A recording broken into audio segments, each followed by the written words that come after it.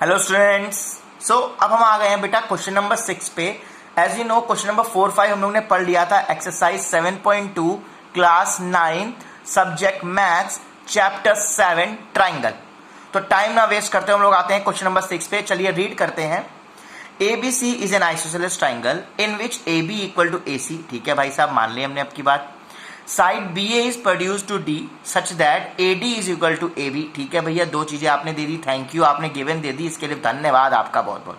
अब बोल रहा है BCD is a right angle triangle you can see in the figure. Figure इन्होंने दिया है, हमें बोला है BCD ये वाला एंगल मुझे 90 डिग्री प्रूव करना है। हमें बोला है कि जो AB है वो AC के इक्वल है इन ट्राइंगल ABC।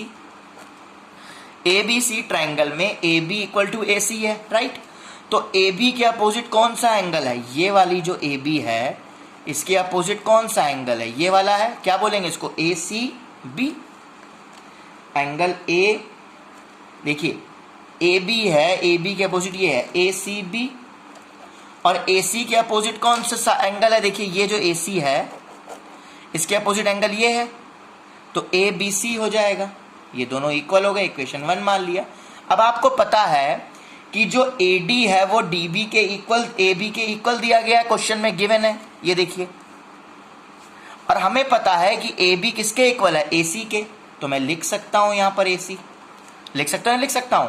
अब देखिए ध्यान से, अगर मैं ट्राइंगल लूं इन ट्राइंगल ADC, अगर मैं ट्राइंगल लेता हूं ADC और ADC में हमें पता है कि AD इक्वल्स टू AC है, तो AD के अपोजिट, ये जो AD है, AD के अपोजिट कौन सा एंगल है? ये वाला है, मतलब ACD लिख दिया हमने। और AC जो है ये AC है, इसके अपोजिट कौन सा एंगल? D, मतलब एंगल ADC। ये इक्वल आ गए तो इक्वेशन 2 बन गई। क्यों इक्वल आ गए? Angle opposite to equal side are equal. वो थ्योरम आपको लिखनी पड़ेगी ब्रैकेट में, याद करा दे रहा हूं फिर से। Angle opposite to equal side are equal, angle opposite to equal side are equal. अब हम क्या करेंगे? इक्वेशन 1 एंड 2 को ऐड करेंगे। ठीक है, ये इक्वेशन 2 है और ये इक्वेशन 1 थी, राइट। तो लिखेंगे एंगल ACB, ये देखिए ACB प्लस ACD। ठीक है भैया, लिख दिया। ABC प्लस एंगल ADC लिख दिया भैया। इतना चीज हमें आ गई।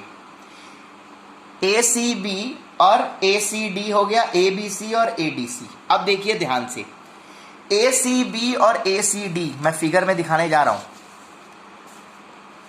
ACB ध्यान से देखिएगा, ये आधा एंगल और ACD ये आधा एंगल, ये दोनों ऐड होके पूरा BCD नहीं बना देंगे?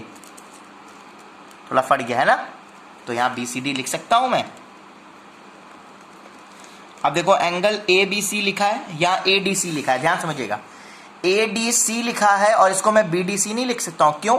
देखिए, चाहे ADC लिखूं या BDC लिखूं, दोनों में तो एंगल D कॉमन आ रहा है ना, एक ही एंगल है ना, तो यहां मैं BDC लिख सकता हूं।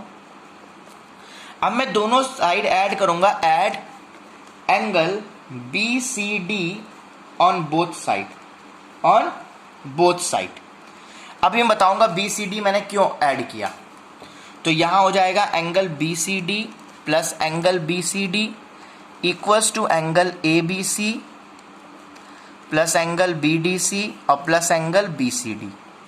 अब देखिएगा ध्यान से, मैंने यहां पर BCD क्यों प्लस किया था? BCD 2 एंगल BCD हो जाएगा, राइट।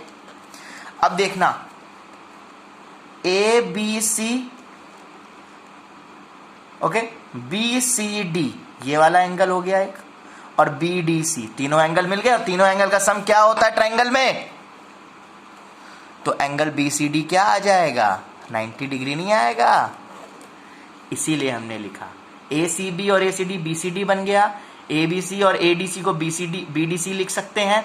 दोनों साइड BCD प्लस कर दिया क्योंकि ये ट्राइंगल बनाना था, ट्राइंगल में सम तीनों एंगल का 180 होता था, 90 डिग्री। BCD यही तो प्रूव करना था, राइट एंगल। आई होप कि आपको समझ में आया होगा।